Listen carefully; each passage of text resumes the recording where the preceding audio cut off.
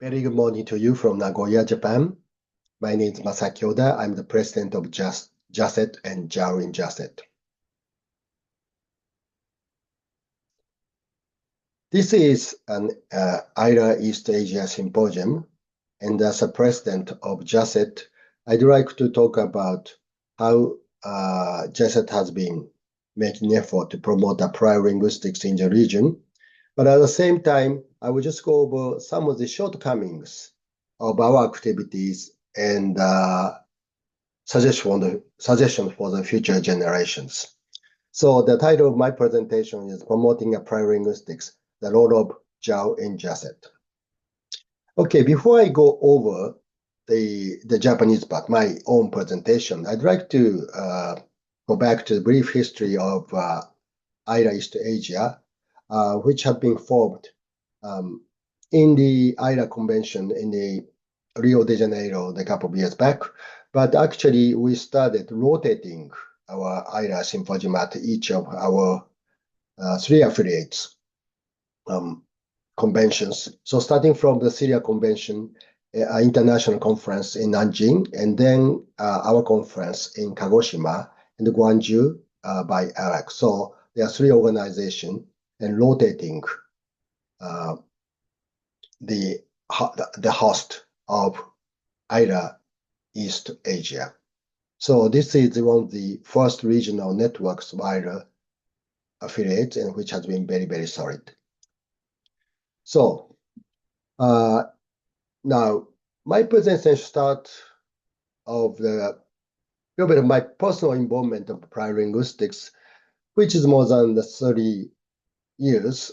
And when I was a student back in 1980s, I've been told that my perception, or our perception of applied linguistics was the use of linguistics like phonology, morphology, syntax, semantics, in order to solve various problems in daily life.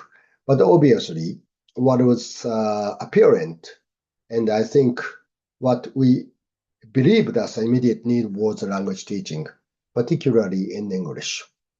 And then later, maybe early 2000, some scholars are trying to focus more on the problem solving problem in the various problems in the communication linguistics, rather than using the linguistic theory.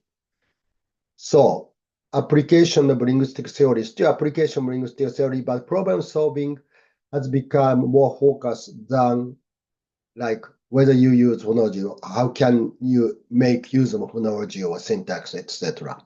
But now it becomes more interdisciplinary, or even the Daniel Perrin or Kuramash was talking about a couple of years ago, the transdisciplinary. So as far as the problem is more like linguistic related or communication related. For example, you don't have to use linguistics if it's not necessary. So there's a possibility that you use, for example, neuroscience versus maybe political science in order to solve linguistic language-related problem. And this is a part of applied linguistics. And also, language is just one of the modalities. And so there are like some people who are focusing on transmodalities in applied linguistics. And so the field has been developed. But I think what applied linguistics covers is far broader than it used to be. So JACET actually originally established as the English language teaching professionals organization for the higher education, which is one of the oldest and I think biggest academic organization in Japan, and joined as an affiliate of International Association of Applied Linguistics, AILA, in 1984. And JACET hosted AILA 1999 at Waseda University in Tokyo, which was the first time that anyone from Asia hosted the big conference. And that was really a big moment for the applied linguists in Japan, because now not only that we talked about various issues of language teaching, but also like language policies, actually language policies, minority languages, even sign languages, transmodalities, and various aspects. So there are actually people recognize that applied linguistics that they thought were for narrower than actually it was. So like the participants among the presentation which were held, which we had in the 1999 are already big enough. So like those group of people who are teaching Japanese to the minority immigrants and sign languages, there was sessions of sign languages. There are sessions of like languages, politics, etc. In 1996, which is 3 years prior to the AILA conference, the young scholar, which was me, we just got out of PhD in the United States and wrote a simple question. And actually, this is a paper presented in the International Conference on Language Rights in Hong Kong. And I was really critical about the JACET, which I'm a president now, and in relation to the dominance of English as a language, the applied linguistics. So the 3 points I made was the language presentation publications. I mean, in international ones, it's always Japanese, always in English. So which means my PhD dissertation was on teaching Japanese in the United States. I wanted to present in Japanese, but it was very difficult to find the outlet for the presentation unless you belong to the English language teaching community. And so, which means like even it says conference of applied linguistics, like JACET sessions at the JACET, and what is considered relevant was very, very narrow. So, which this is one of the critique I made. And JACET as an ELT organization became an AILA affiliate. And usually this is what I've been saying for the last couple of years, like ELT is one area of applied linguistics, but why does JACET is above that? Not knowing that I will be the president of the organization in the 30 years later. So, but this was due to the landscape of applied linguistics at the time. When we talk about ELT, like people, the critical scholars, like Adrian Holiday or Alistair Pennick was talking about the dominant ideology of Western ELT and its series of narrative which affect what is relevant, what is desired area, desired research topic, and thus a more chance to be recognized as a relevant topic. Then there was an atmosphere that Western TESOL has been accepted uncritically to so-called the rest of the world, but whose world you are talking about. So the landscape of the applied linguistics in the early days, I'm talking about 1990s and 2000. The ideas are mostly from what they call English-speaking West. The major journals are published in the big publishers, and at the time, most of our reviewers are related, they're British and Americans, etc. And so that when we discuss what is relevant, what is needed, that's what is a relevant topic, that is very, very limited. So especially in the context of Asia, there are more important topics around which have not been recognized.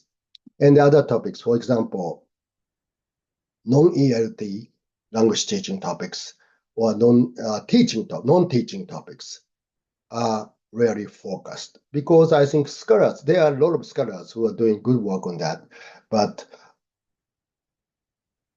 never been recognized. So now here's my kind of impression of applied linguistics in Japanese academia. And I look at the courses at university. Now you can use the Google to find the syllabi of the courses and just put applied linguistics in the universities. And it is still the case that university courses in applied linguistics are usually offered at English department. Applied linguistics deals with a lot of languages, a lot of areas. But if you say Oyo Gengo or applied linguistics in Japanese, most universities offer those courses in the English department, which says something. It is strongly related to the teacher certification program, and I don't have a time to go about this, but this is a fact. So then, and the secondly, we have a JSPS Kakenhi